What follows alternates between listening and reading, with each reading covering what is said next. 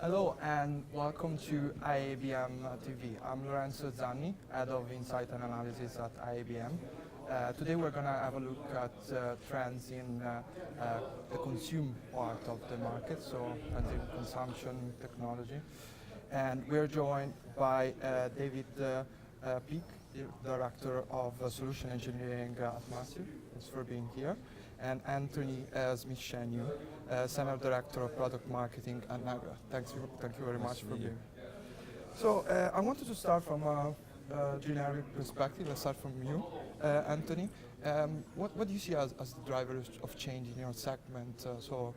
Consumption patterns and consumer-facing technology. Well, I think it's a very broad question. I mean, there's a lot going on in television today, from technology change, content dynamics, content change, and of course everything. How do we take that into a monetization framework? We see new technologies coming, next-gen technologies, as we're calling them. ATSC3 is an example here in the United States.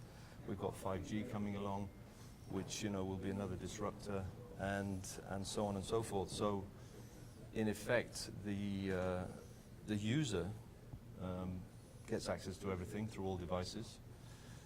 Content is splitting up, of course, and now we're seeing direct-to-consumer, which is affecting, of course, the market. And then we're talking now about super aggregation at the same time. And then, of course, we're heavily into AI analytics and analysis to understand how we can make money. So, plenty of things to do, lots going on. Exciting times, yeah. Thanks for that. What about you, David? Yeah, look, I think it feels like the industry is maturing, and that, let's say 5 years ago, there was a lot of focus on just solving the basic challenges of delivering video in an OTT space. And I think now there's been a shift in mindset, now that people are established in the industry and have market share, to actually optimize and maximize return on investment for the money that they've spent building those platforms. So what Massive see is this real focus on really optimizing the user experience, maximizing the value of each customer. And I think customers themselves have very high expectations around what user experience should be like, the quality of video delivery, and the functionality they expect from video applications. Yeah, that's interesting. And you mentioned AI analytics, which is a growing trend and increasing focus for the media industry. What's your work on that? And how does he help how can he help the consumer finding content more easily? Well, I tend to see it as two things. There's standard data that's captured through sort of mechanical terms. If someone clicks on a button and activates something in a server, of course that's a data point to be looked at, or at least captured and stored for understanding of usability. I think what we have also then is we have what I call it that to me is sort of internal analytics, and then there's external analytics.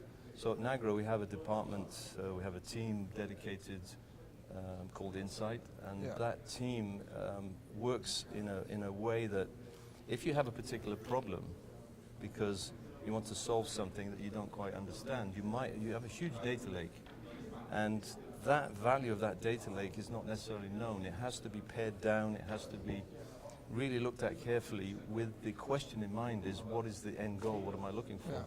So ultimately we work with customers, and it might not be, it could be preemptive churn, for example. We don't want customers to be leaving. Could we understand how their journey is and what they're doing, and learn from all the data that we gather?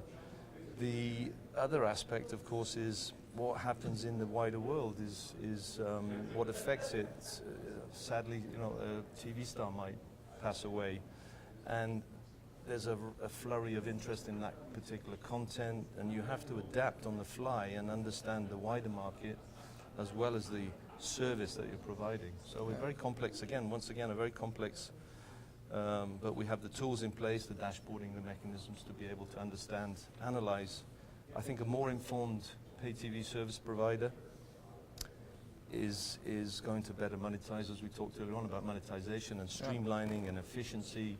There's many assets to this particular subject. Yeah, but the business outcome, as you said, is very important. The business outcome is, yes, exactly what is it you're trying to achieve, because having a massive data and crunching data all day might not bring you what you actually need. You've got to be very specific on your end goal. Yeah, And we often make fun and say, you know, we see sometimes it might be a node somewhere distributed that on a Saturday at a particular time something happens and quality of service is disrupted. You have to dig down with analytics to understand what might have caused that. It could be something very extraneous, something physical, something you know, within the infrastructure. So it's to that level that we have to analyze. Yeah, thanks for that. And what's your view on AI and analytics, David? Especially as broadcasters, media companies go increasingly direct to consumers and gather more data on audiences. Yeah, Massive is, I guess, tackling the problem from a different angle, which is, I think there's a lot of maturity now in you know, data and analytics and analysis of you know, how consumers are behaving and using different services. But there's the real missing piece of the puzzle is, what do you do with that information? What's the point of gathering all of this data and understanding your customer if you can't then take action on the insights that come out of that? Yeah. So what we've built at Massive is essentially a platform that gives operators a lot of agility and a lot of flexibility on optimizing the user experience on the front end based on those insights. So, I mean, if you look at someone like Netflix, you know, they spend a huge amount of money on technology and building out the capability to, you know, optimize with AI, gather analytics. You know, their recommendations work is really almost unapproachable in the level of effort and investment they've made into that. And we're trying to give operators with a much smaller budget the ability to act, to behave in that way and to optimize and iterate very quickly on the user experience. Yeah. Because if your data team or your marketing team identifies an opportunity for, let's say, you know, an actor dies and you want to promote content around that, if they don't have the tools to actually make those changes to their applications, you know, almost in real time, you know, you'll miss the opportunity. You can't wait for a change request and 3 months later you have the changes in your front end. Exactly. It's the same with Nagra. We have a Open TV platform, which is the head end and the heart of most TV systems. We have something called Open TV Console, and that is it's very much a managerial console. So the analysis, the dashboarding, optimization, utilization, and the ability also we have to change the UI on the fly in a very small way. But let's say, for example, that you want to upsell or want to promote something, you might want to switch emphasis on a screen asset to give it just that little edge to the consumer, where it's not such a disruptive change in the UI, because then you often get a phone call saying, my UI is broken or something's not working properly. So those tools exist now, and the fundamental of those, of course, is machine learning, AI, and analysis. Yeah, thanks for that. And we talked a little bit about UI. Of course, this is becoming more important, as you said. David, how do you get that right? Could you expand a little bit on that? What are the features that need to be added and need to be included to get an UI right? Because it's very important now. Yeah, look, I think it's just investing the time and money into user experience design, actually stepping back from your business and thinking about the user experience from a distance. You know, what is your content strategy? How are users consuming content in different contexts? You know, whether that's time of day or whether it's, you know, what device that they're watching content on. I think unless you understand that and you take the time to understand your strategy there, those fundamentals are key in getting the user experience right. And then once you have that information, of course, you know, you need to design and build the actual user experience. And I think, again, one of the things we're trying to achieve at Massive is to put the tools in the hands of the operator to make those changes, because there's so many other things for engineering teams to be working on these days. Like, there's an explosion in client-side devices and new platforms for like content syndication, Apple TV, Roku channels, Amazon channels, and so on. So, you know, the engineers have enough to worry about without having to focus also on, you know, changing the UX, iterating on the UX every day. So Yeah. putting those tools in the hands of the designers and in the hands of the editorial teams solves a lot of problems. Yeah, thanks for that. And what about recommendations, like recommend the content, personalization, Right. giving, putting the right content in front of the users? What's your view on that? No, I think what we have to be careful of is on the UI experience. Is what we understand is the number of pay TV service providers that we have to cater for. Don't forget that television is not necessarily a singular, like your phone is a very personal device. Yeah. It sticks with you. It's yours. The TV can be a shared experience. So what we look at when we're building the UI out is we're talking about from toddler to old age pensioner. We have to think of that whole demographics. So we've designed the UI in such a way that we give a lot of old school technologies. Now let's talk about the EPG, for example, the grid guide. Yeah. It was built in 1981. It's still relevant today.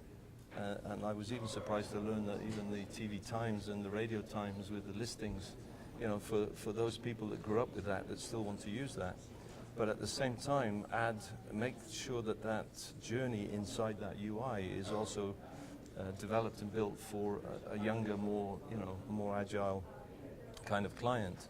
So recommendations, of course, is a big topic, and recommendations comes in all sizes. You can have because you like that, you might like this. That doesn't always work out. Yeah. And I think there's an addition of human curation as well as machine learning and algorithms understanding what you learn.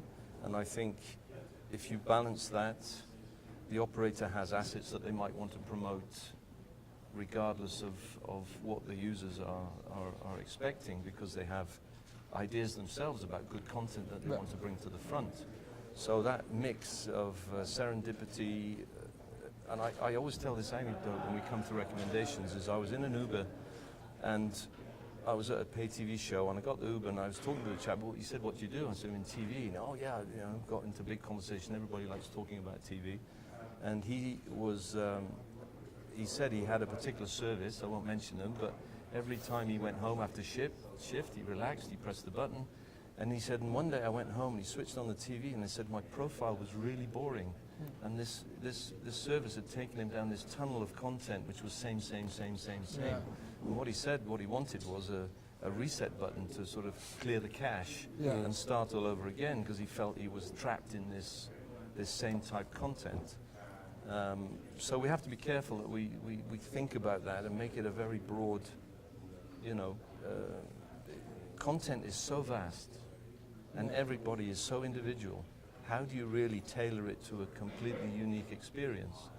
That's quite a challenge, and whilst we're achieving much of that, I think we still have to be, we still have to lift ourselves, and as you said, we have to step back sometimes and not be too engrossed and create that journey as if you're thinking about the whole amount of people that might be watching your particular service. Yeah, interesting that you say about the need for human intervention and creation as well, so not just machine learning. I think we've learned that. We even heard Apple Music when they first launched. They said sometimes you would never imagine this piece of content, this song next to that song. Only a machine might not get those nuances, and we've been very good at having human decide what the program lineup is going to be. Why do we don't need to take them all out of the game, Otherwise we're all just going to be robots doing our job, Yeah. And again, like coming back to the Netflix example,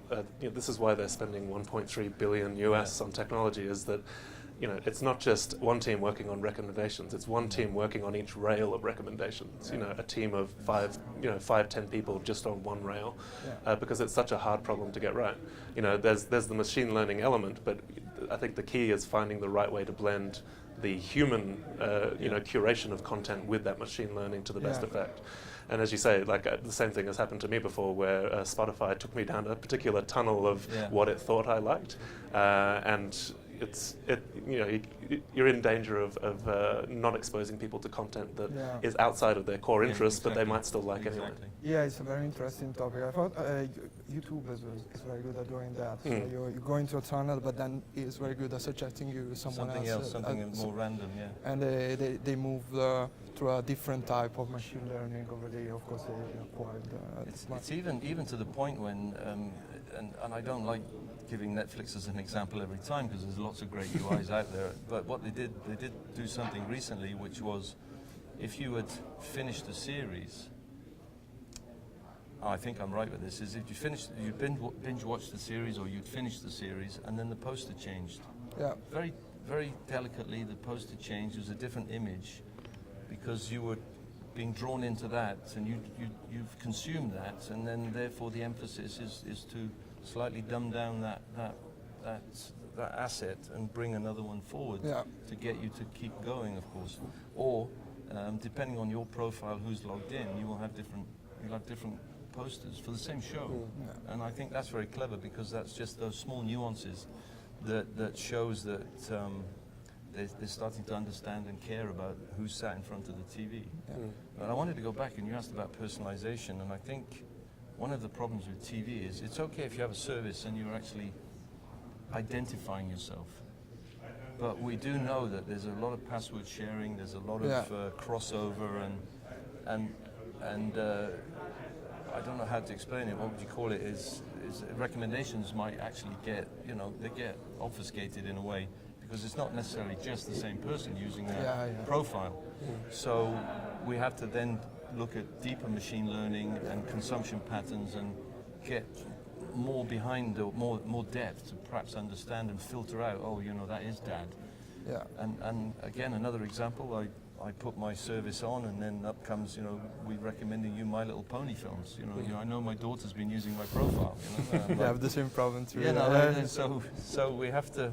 There's a lot of work still to be done on that, and I don't think it's perfect by any means. Yeah. So that's good for us because that's what we do. Yeah. I think the other aspect is, personalization and recommendation is not only about content anymore.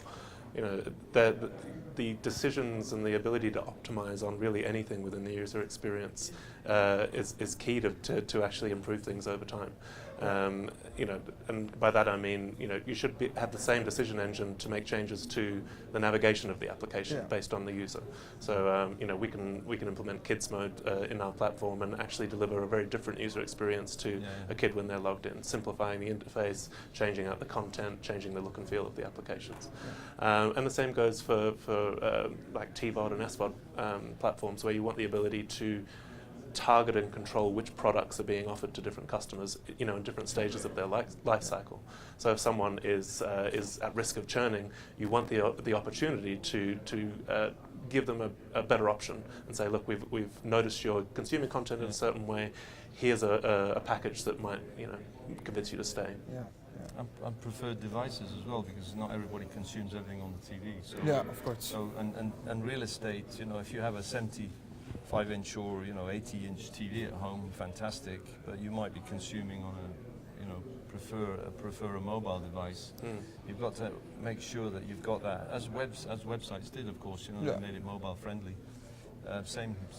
So the device proliferation is also something you have to take into account. Yeah, very interesting. Moving on another topic, I wanted to talk about virtual assistant and voice recognition as well, because we've seen increasing interest from media companies in that also for the future as ownership of these devices is growing.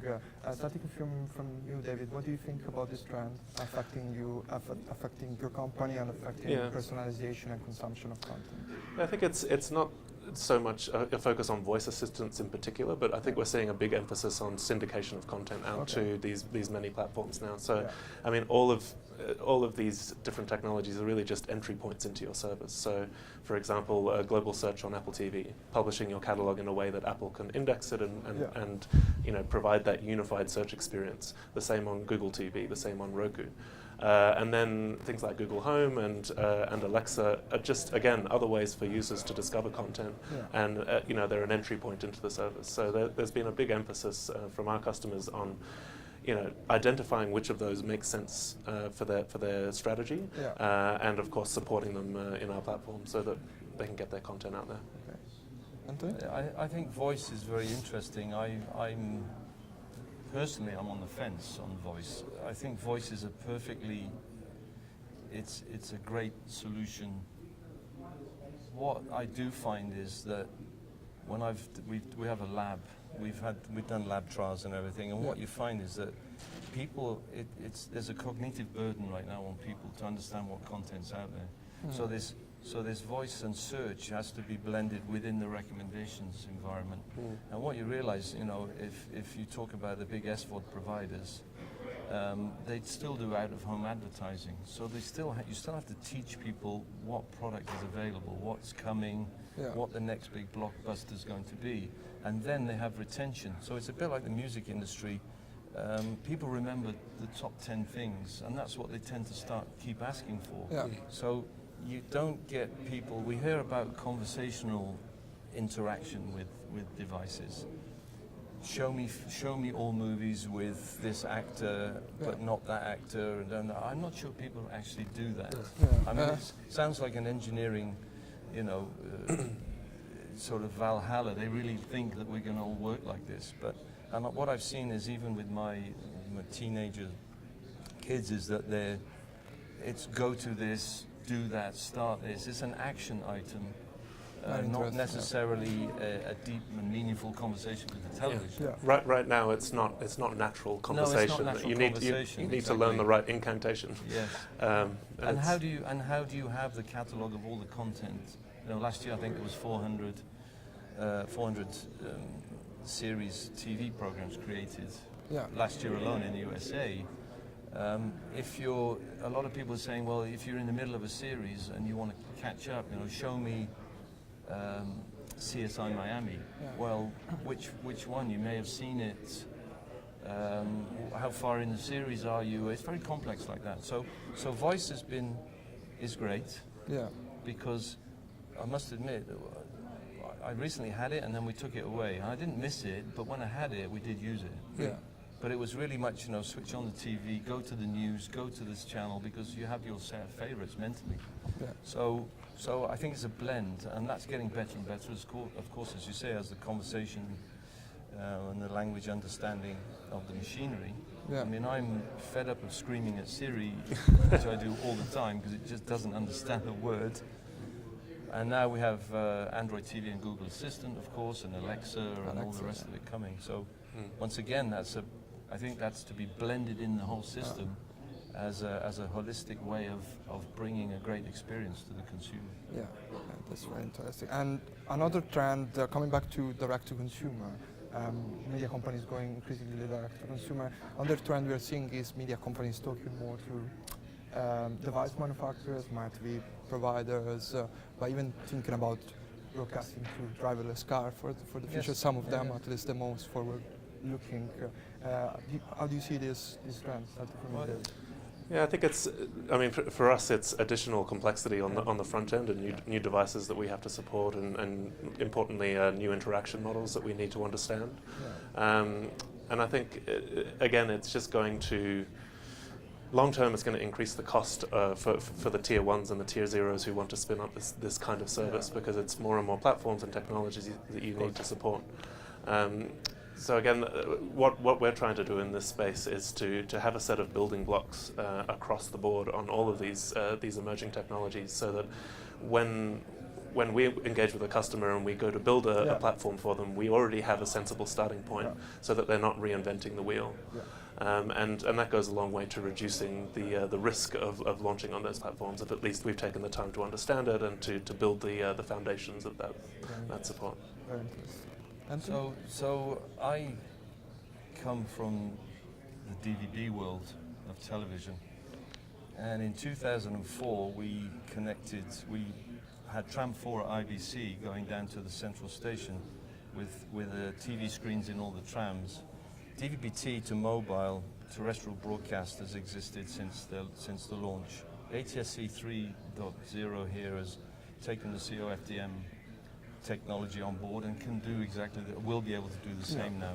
The market, we launched a service in Singapore with TVs on the screen, and what we found we had to do is create an FM channel for people to listen to the little FM receiver, like you have sometimes at the football to listen to the ref, so that didn't disturb the rest of the passengers on the buses.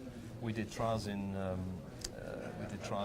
Brazil with moving vehicles, so it's not a new concept. The concept is that you have to understand whether the market will take that and embrace that. And the car manufacturers, we had multimedia car platform initiatives back in Europe.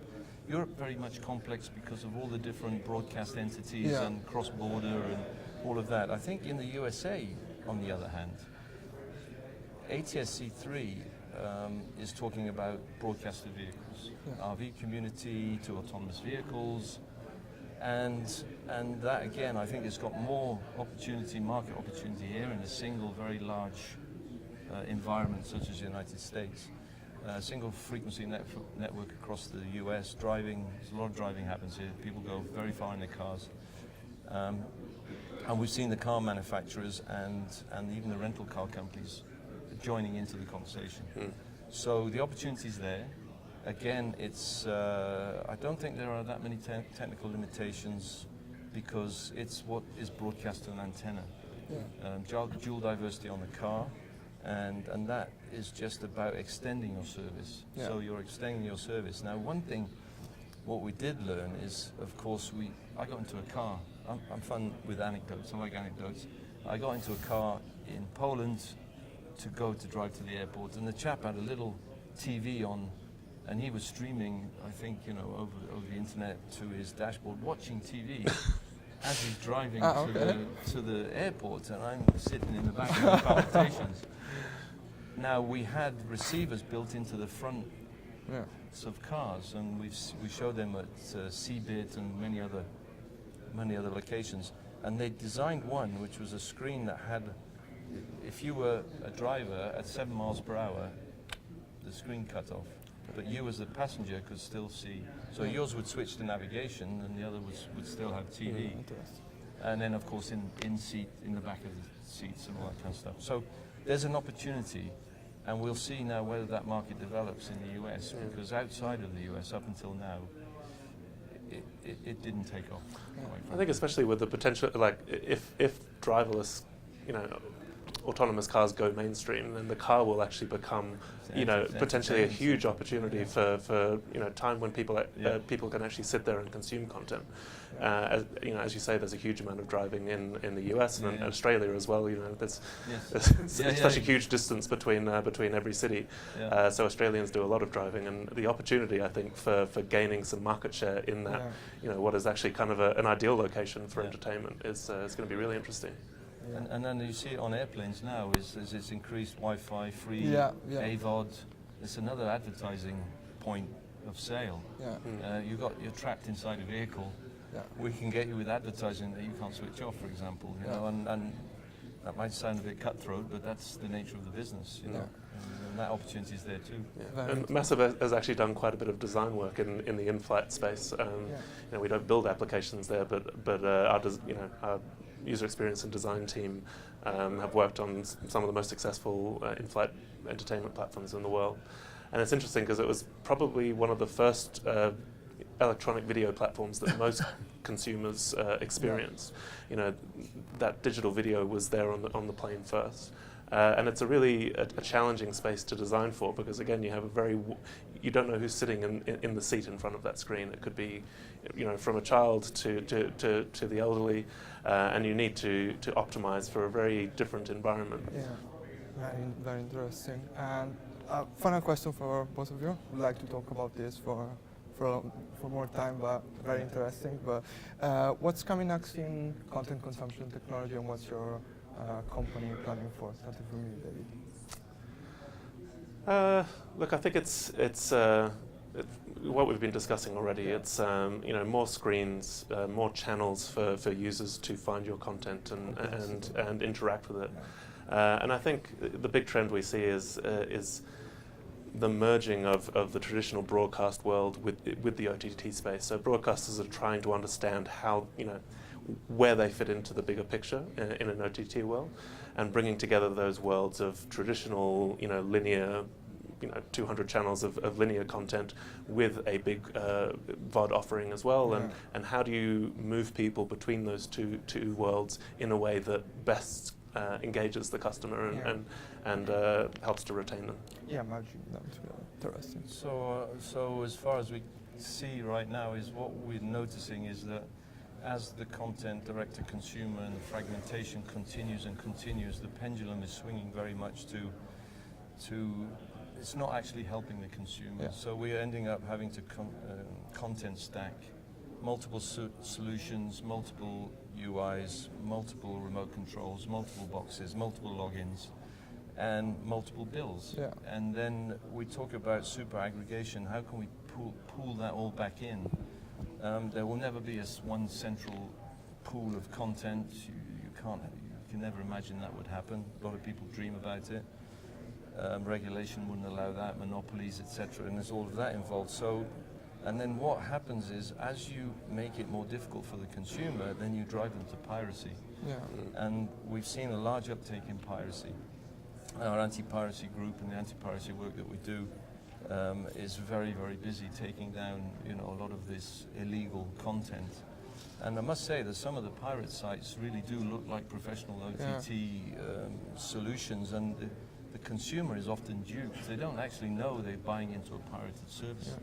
Yeah. So I think that's a trend that won't go away. Piracy never goes away, of course. We have to combat that. But it'll be interesting to see how much a consumer can suffer this breakdown. And in the discussions we're having, it's really not about the content you want to connect to. It's about what am I prepared to give up, because it might be one asset that you really love that left that service that you had and is now behind a paywall over here, and you're fairly loath to pay that extra money to go get it.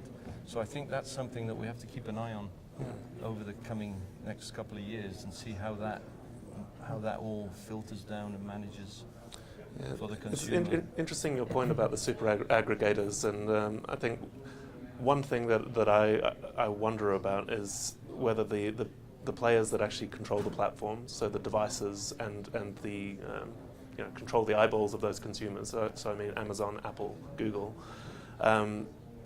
They're in the best place to become those super aggregators and to remove the complexity of actually getting content in front of users. And we can see that with what Apple's doing with the Apple TV service now. They're basically saying to content owners, you don't need to build anything. Just give us your content, give us your metadata. We'll put it in front of people, and we'll take a cut. Yeah. And I think customers are becoming frustrating with the fragmentation and the number of subscriptions they need to consume content. And I think there's an opportunity there for the Googles and the Apples of the world to come in and simplify things dramatically, and really cut out the middleman and just say, content providers over here, customers over here, we'll do everything else. I would like to counter that though, because I really believe that again might be a dream scenario, but the complexity of the digital television world is such that with geo-blocking, with rights, and the whole complex that we have is that people get frustrated even they're signed up with their own service, and they just move. In Europe you only need to move a few miles, you've crossed the border, you're in a different world. The super aggregation can also bring in, as you've seen it start already, Canal Digital in Norway is a prime example, satellite cable, it's Android TV, it brings in all the apps, it brings in everything to a solution they call One Place. The idea is that, and then not everybody's connected to the internet. We assume they are. 35% of the US are not connected to broadband. 30% of the UK are not connected to broadband. Not everybody has access to this high-speed internet. Yeah. And that we have to temper this and say, look, satellite has its place. Cable is the IP provider now anyway, so cable is becoming all IP. 5G's coming in. There becomes a war on keeping the customers satisfied with the right price point. Yeah. So iTunes is a prime example. They had the opportunity to do it. You do a deep learning search, you end up with it's free here, it's free there, it's $5 there, it's $25 on iTunes. I mean, it's a mathematical equation at the end of the day: cost versus access versus getting content. that you love, and not building silos, which we seem to be doing right now. Yeah.